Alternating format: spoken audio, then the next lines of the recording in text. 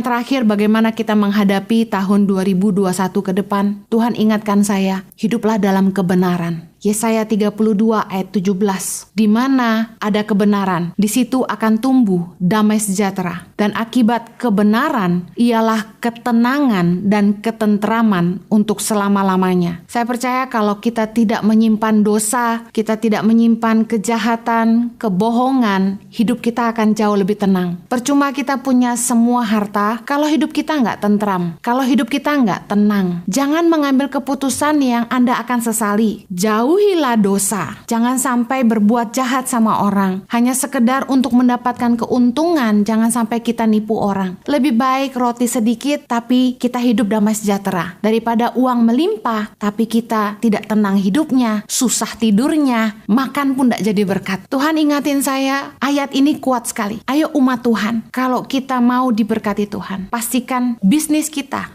jalani dalam kebenaran. Kalau kita mau hidup tenang, rumah tangga kita harus jalan dalam kebenaran. Jangan lagi simpan-simpan dosa. Jangan lagi diam-diam nonton video porno. Jangan lagi diam-diam mulai chatting dengan pacar lama. Jangan lagi diam-diam selingkuh sana-sini. Ayo buat keputusan yang benar. Di mana ada kebenaran, akan di situ tumbuh damai sejahtera. Jangan lagi makan uang riba. Jangan lagi makan uang suap. Mazmur 15 ayat yang kelima berkata, yang tidak meminjamkan uangnya dengan makan riba dan tidak menerima suap melawan orang yang tak bersalah. Siapa yang berlaku demikian tidak akan goyah selama-lamanya. Ngeri mendengar begitu banyak orang korupsi. Ngeri bagaimana orang memanfaatkan setiap proyek yang ada di negara ini untuk keuntungannya sendiri. Tapi saya mau bilang gini, orang percaya, dengar baik, lebih baik roti sedikit asalkan kita hidup damai sejahtera daripada kita serakah, kita binasa selamanya. Jangan makan uang riba, jangan makan suap, jangan pakai cara-cara yang tidak berkenan kepada Allah.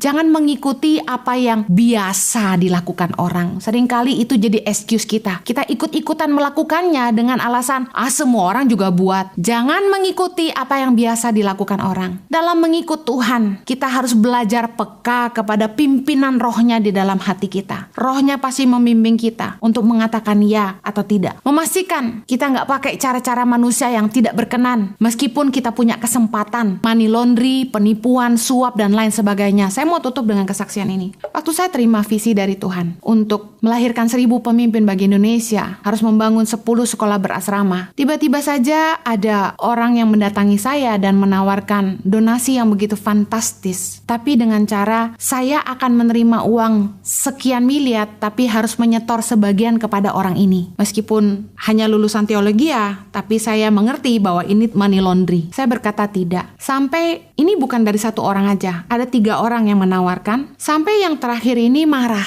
dan berkata kepada staf kami, kamu yayasan sombong. Kalian sudah banyak uang ya. Tapi staf saya dengan tegas berkata, kami butuh uang, tapi kami tidak mau curang. Saya ingin tinggalkan pesan ini buat kita. Jangan lupakan hal-hal baik yang Tuhan ajarkan kepada kita di masa-masa yang tidak baik. Peganglah itu. Menjadi sebuah pelajaran berharga buat kita menghidupi hidup kita ke depannya. Jangan lagi curang hanya karena kita butuh uang. Pastikan kita melakukan semuanya di dalam terang kebenaran firman Tuhan. Saya percaya hidup kita akan penuh damai sejahtera. Saya mau saksikan ketika kami menolak semua tawaran-tawaran cara-cara manusia yang tidak berkenan kepada Allah. Bukan kami tidak butuh uang. Kami sangat butuh uang. Tetapi Tuhan memberikan pembelaan. Bagaimana di tengah-tengah masa sulit ini, Tuhan menolong kami untuk bisa terus melanjutkan pembangunan sekolah berasrama. Meskipun pelan-pelan, tapi pasti janjinya teruji, firman-Nya terbukti. Berkat Tuhan pasti tersedia bagi orang-orang yang mengandalkan Dia. Tuhan memberkati. Have a blessed New Year. Saya percaya kasih karunia Tuhan pasti menyertai kita semua.